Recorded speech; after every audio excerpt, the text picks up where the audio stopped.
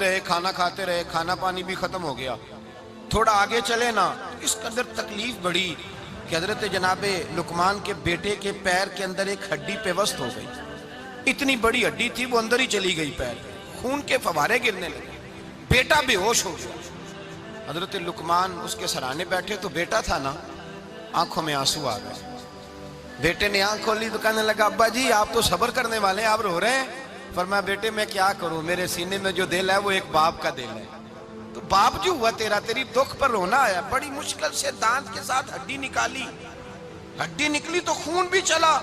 صاحب زیادہ کہنے لگا حضور آپ نے تو کہا تھا ہر مشکل کے بعد آسانی ہوتی ہے، اور چھوٹی مشکل دے کے اللہ بڑی سے بچا لیتا ہے، تو ہم تو اچھے کام چلے تھے. مشکل پہ مشکل، مشکل پہ مشکل، یہ کیا ہے؟ حضرت لقمان کہنے لگے بیٹا نہ تو رب کی حکمتوں کو جانتا ہے، نہ پوری طرح میں جانتا ہوں، لیکن جو میں نے کہا تھا وہ بات سچی ہے. فَإِنَّ مَعَ الْعُسْرِ يُسْرًا إِنَّ مَعَ الْعُسْرِ يُسْرًا. اللہ ہر مشکل کے بعد آسانی عطا فرمائے گا، اور فرمایا میرا ایمان ہے کہ ضرور عطا فرمائے گا. یہ بات کہہ رہے تھے کہ سامنے سے دھواں اٹھا، اتنا سخت دھواں اٹھا کہ آپ نے سوچا شاید وہاں بادیا وہاں جاتے ہیں. وہاں چلنے لگے تو پیچھے سے کسی نے آواز دی ٹھہر جاؤ، رکو. وہیں رک گئے. تھوڑی دیر گزری تو کہا رک جاؤ. جب رکے تو ایک بولنے والا بولا، کہنے لگا تمہارے لیے تھوڑی دیر کے بعد جانوروں کا بندوبست کر دیا جائے گا، کھانے کا بھی بندوبست ہو جائے گا، بچے کا پیر بھی صحیح ہو جائے گا، چلے جانا، لیکن ذرا ٹھہرو. حضرت لقمان کہنے لگے بولنے والے تو کون ہے؟ تو کہنے لگے میں اللہ کا فرشتہ ہوں، میں اللہ کا فرشتہ ہوں. کہا اللہ کے فرشتے اور یہ سارا کچھ کیا ہے؟ تو فرشتہ کہنے لگا اصل بات یہ ہے کہ سامنے بستی پر مجھے عذاب نازل کرنے کا حکم ملا تھا، آپ بڑی تیزی سے آ رہے تھے. میں نے رب سے دعا کی کہ اللہ اس باپ بیٹے کی غلطی کوئی نہیں، مہربانی فرما. رب نے پہلے آپ کو صحرا میں الجھایا، پھر میری دعا کی برکت سے آپ کے گھوڑے ٹھہر گئے، پھر میری دعا کی برکت سے آپ کا پانی ختم ہوا، پھر میری دعا کی برکت سے آپ کے بیٹے کو زخم آیا، پھر میری دعا کی برکت سے سامنے سے دھواں اٹھا. فرمایا یہ جو تمہیں مشکل پہ مشکل آ رہی تھی، یہ تو میرا رب تمہیں عذاب سے بچانا چاہ رہا تھا. یہ جو تمہیں مشکل پر مشکل آ رہی تھی تو میرا مالک تمہیں عذاب سے بچا رہا تھا، تم سمجھ نہیں رہے تھے. حضرت لقمان نے بیٹے کی طرف دیکھا تو بیٹے کہنے لگے ابا جی بات بالکل سچی ہے، افضل الذکر لا الہ الا لا الہ الا. اور پھر پڑھنے لگے حسبنا اللہ و نعم الوکیل نعم المولا و نعم النصیر. یہ ورد ہونے لگے. بھائی جب تجھے مشکل آتی ہے، آزمائش آتی ہے، تو اس وقت سمجھتا ہے پتہ نہیں میرے ساتھ کیا بننے لگا ہے. اللہ تبارک و تعالیٰ چھوٹی مشکل دے کے تجھے بڑی سے محفوظ رکھتا ہے، چھوٹی بیماری دے کے تجھے بڑی سے محفوظ رکھتا ہے. بلکہ میں ایک دفعہ ایک تکلیف میں، ایک آزمائش میں مبتلا ہو گیا، تو میں نے اپنے حضرت سے کہا کہ حضور سارے دکھ کٹھے ہی آ گئے، کیا کیا جائے؟ تو آپ فرمانے لگے بڑے خوش نصیب ہو، جوانی میں اللہ نے دکھ دے دیے، بڑھاپے میں آئیں تو برداشت نہیں ہوتے. یہ تو بڑے وقت پہ آ گئے، شکر ادا کرنا چاہیے. اس زمانے میں برداشت نہیں ہوتے، اب آسانی ہے، ان کو برداشت کرو، ہمت کرو. میرے بھائی یاد رکھیں، آزمائشیں تکلیفیں آپ کو بڑا کرنے کے لیے آتی ہیں. ہم آزمائش کو برا جانتے ہیں، دکھ کو برا جانتے ہیں. دکھ تو بڑے پیارے ہوتے ہیں، یہ رونے کا سلیقہ سکھاتے ہیں، یہ اللہ کو منانے کا طریقہ سکھاتے ہیں، یہ مسجد میں جانے کا. وہ جو سکھی بندہ ہے نا، سکھی. مجھے ایک صاحب کہنے لگے دو قسم کے لوگ مدینے سے آتے ہیں، مدینہ شریف پوچھنے لگے، کہنے لگے حضرت جی دو قسم کے بندے ہیں، کچھ واپس جاتے ہوئے تڑپ رہے ہیں، کچھ تصویریں کھینچ رہے ہیں رخصتی کے وقت، فرق کیا ہے؟ تو میں نے کہا وہ جو تصویریں کھینچ رہا ہے وہ امیر آدمی ہے، اسے پتہ ہے کہ میں پھر ٹکٹ لے لوں گا، مہینے کے بعد پھر آ جاؤں گا. اور یہ مدینہ چھوڑتے ہوئے تڑپ رہا ہے، یہ کوئی غریب ہے، یہ کہہ رہا ہے پتہ نہیں دوبارہ موقع ملے کہ نہ ملے. یہ دکھی ہے، یہ آزمائش میں. دکھی سکھی بندہ تو مکے جا کے نہیں روتا، وہاں بھی کھڑا ہے ڈٹ کے کھڑا. دکھی کوئی نہیں تو روئے کیسے؟ روئے کیسے؟ دکھیے دی گل دکھی آئی جانے، دکھیے دی گل. کیا خوبصورت لفظ ہے میاں صاحب کی، اور لفظوں میں حسن دیکھے. کہنے لگے دکھیے دی گل اے دکھی آئی جانے تے سکھیے نو کی خبراں، تے یار جنہاں دے موت نے مارے روندے نہیں تک تک قبراں. یہ مشکل مرحلہ ہوتا ہے، جب انسان تکلیف میں ہوتا ہے پھر اسے احساس ہوتا ہے. اور تکلیف والے کو ہی تکلیف والے کی تکلیف کا احساس ہوتا ہے. جب آپ کو اللہ مشکل دیتا ہے تو سمجھ لیں رب آسانی دینا چاہ رہا ہے. جب تیز دھوپ آتی ہے تو سمجھ لے اللہ گرم ہوا گزار کے ٹھنڈی بارش برسانا چاہ رہا ہے، اور جب چاروں طرف سے گھٹن ہو، پنجابی میں کہتے ہیں گمہ لگ جائے، تو پھر سارے بول کے کہتے ہیں اب جو طوفان آئے گا وہ سخت ہی آئے گا۔ اس لیے کہ گھٹن جتنی زیادہ ہوتی ہے پھر فضل بھی اتنا۔ جن لوگوں نے تکلیفیں زیادہ سہی تھی رب نے عزتیں بھی زیادہ ہی عطا فرمائی۔ جن لوگوں نے تکلیفیں زیادہ سہی نا انہیں اللہ نے درجہ بھی۔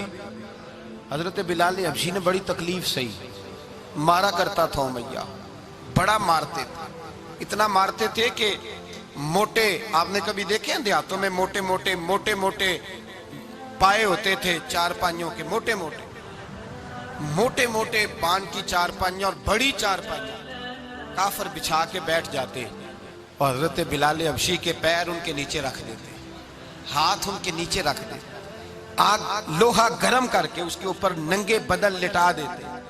مکے نے بڑی آزمائشیں دیکھی، پھر اسی مکے نے مدینے نے عجیب رنگ دیکھا کہ میرے نبی معراج سے واپس آئے، اور حضور نے عظمت دی، فرمایا بلال یار تیرا بڑا مقام ہے، تو مدینے میں چل رہا تھا اور میں جنت میں تیرے قدموں کی آواز سن رہا تھا، کتنا تیرا مقام ہے، کتنا تیرا درجہ ہے، میں وہاں تیرے چلنے کی آواز سن رہا تھا۔ حضرت ابو بکر صدیق رضی اللہ تعالیٰ عنہ نے اس زمانے میں حضور کی نوکری کی جب دوسرا جانثار کوئی نہیں تھا، سارے لوگ تانے دیتے، کہتے ابو بکر تو اکیلا ہی سیاںا ہے، سارا مکہ مخالفت کرتا ہے، تو جان ہی نہیں چھوڑتا، سارا زمانہ مخالفت کرتا۔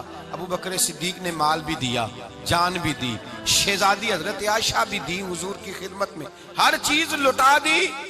دنیا کو پتا اس دن چلا جس دن میرے رسول پاک صلی اللہ علیہ وسلم مسجد نبی میں بیٹھے تھے، درجنوں صحابہ تھے، حضور نے فرمایا ابو دردہ کو تو بلاؤ۔ جناب ابو دردہ حاضر ہوئے تو کہتے ہیں حضور کا چہرہ دیکھا تو ناراضگی ہے چہرے پہ، میں نے دیکھتے ہی کہا حضور آپ مجھ سے ناراض ہیں؟ حضور نے فرمایا ہاں میں ناراض ہوں۔ جب یہ لفظ کہے تو میں کانپنے لگا، حضور ناراض ہو گئے؟ میں نے کہا یا رسول اللہ میری غلطی۔ تو نبی پاک نے فرمایا تو میرے ابو بکر کی عظمت نہیں جانتا؟ حضور جانتا ہوں۔ حضور کیا ہوا؟ نبی پاک نے فرمایا کل تو گلی میں گزر رہا تھا، ابو بکر بھی گزر رہا تھا، تو نے سوچا ہی نہیں تو میرے ابو بکر کے آگے آگے چل رہا تھا، یہ خیال ہی نہیں آیا، تجھے پتا نہیں کہ جس نے میرے ساتھ نیکی کی میں نے بدلہ چکا دیا ہے، ابو بکر کا بازو تھام کے اللہ کی بارگاہ میں لے جاؤں گا، میرا رب بھی اسے بدلے عطا فرمائے گا۔ یہ عظمت، یہ شان، یہ بلندی اور رفعت مشکلات سے گزرنے کے بعد ملی۔ میرے نبی پاک صلی اللہ تعالیٰ علیہ وسلم کے ساتھ مولا کائنات شیر خدا حضرت علی نے 9 سال کی عمر سے وفات شروع کی، اور تا دم آخری حضرت علی نے وفا کی مصطفیٰ سے، کٹھن مراحل سے گزرے، کٹھن مراحل سے۔ حضرت علی کہتے ہیں میں ہر جنگ میں ہر جہاد میں ساتھ تھا، پر جس دن مکے اور مدینے سے آنے والوں کو حضور بھائی بھائی بنا رہے تھے، مہاجر اور انصار کو بھائی بھائی بنا رہے تھے، فرماتے ہیں میں تنہا کھڑا تھا، کوئی کسی کا بھائی بن گیا، کوئی کسی کا بھائی بن گیا، میں اکیلا کھڑا تھا اور میں سوچ رہا تھا کہ یار میں کدھر جاؤں۔ کہتے ہیں میں اس حد تک آیا کہ میرے آنسو بہنے لگے، لیکن میری مشکلات کو آسانی تب ملی جب مدینے کے چاند دھیرے سے اٹھے، میرے قریب آئے، میرا بازو تھاما اور فرمایا علی باقی سارے بھائی بھائی بن گئے ہیں، انت اخی فی الدنیا والآخرہ، تو میرا بھائی ہے، دنیا میں بھی میرا بھائی ہے، قیامت کے دن بھی میرا بھائی ہے۔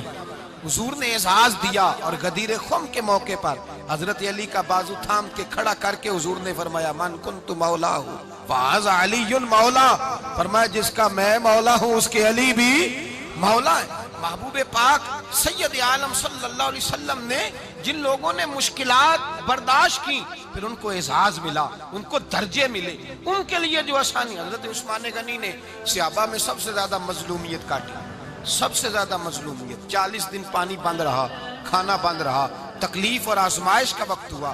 امام جلال الدین سیوطی رحمت اللہ تعالیٰ علیہ الحاوی للفتاوی میں لکھتے ہیں، کہتے ہیں جب حضرت عثمان غنی پر کھانا اور پانی بند تھا، ایک شام حضرت عبداللہ بن سلام ملنے گئے، اس شام، اس صبح جس شام حضرت سیدنا عثمان غنی شہید ہوئے، جناب عبداللہ ابن سلام کہنے لگے عثمان تیرا کیا حال ہے، کس پوزیشن میں ہے؟ تو کہتے ہیں جناب عثمان غنی کہنے لگے عبداللہ آج میں بڑا سکھ میں ہوں۔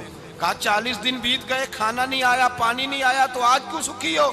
فرمانے لگے آج مدینے کی سامنے والی گلی میں میں نے مصطفیٰ کا دیدار کیا ہے، اور نبی پاک صلی اللہ علیہ وسلم نے فرمایا عثمان اگر تو کہے تو تیرے لیے پانی کا بندوبست کر دیا جائے، تیری مشکل آسان ہو جائے۔ اور اگر تو کہے تو تیرے لیے وہ آسانی کی جائے کہ آج تو میرے پاس آ کے روزہ افطار کر لے۔ تو حضرت عثمان غنی کہنے لگے میں نے مصطفیٰ سے عرض کیا حضور مجھے یہاں کا شوق نہیں چاہیے، مجھے وہ آسانی چاہیے جو آپ کے پاس افطار سے ملے گی۔ فرمانے لگے آج میں رخصت ہو جاؤں گا، افطار رسول اللہ کے پاس کروں گا۔ حضرت عبداللہ ابن سلام فرماتے ہیں پھر اس شام حضرت عثمان شہید ہو گئے۔ لوگ کہنے لگے عثمان شہید ہو گئے، اور میں کہنے لگا نہیں، انہوں نے جا کے نبی پاک کے دسترخوان پہ روزہ افطار کر لیا ہے۔ روزہ افطار بھائی، پھر بعد میں جو آسانی ملی ان لوگوں، جو ان لوگوں کو درجات نصیب ہوئی۔ کٹھن حضرت عبداللہ مزنی حضور کے غلام تھے، قبیلہ مزن کے رہنے والے، والد فوت ہو گئے، چچا نے پالا تھا، اسلام قبول کر لیا، چچا اسلام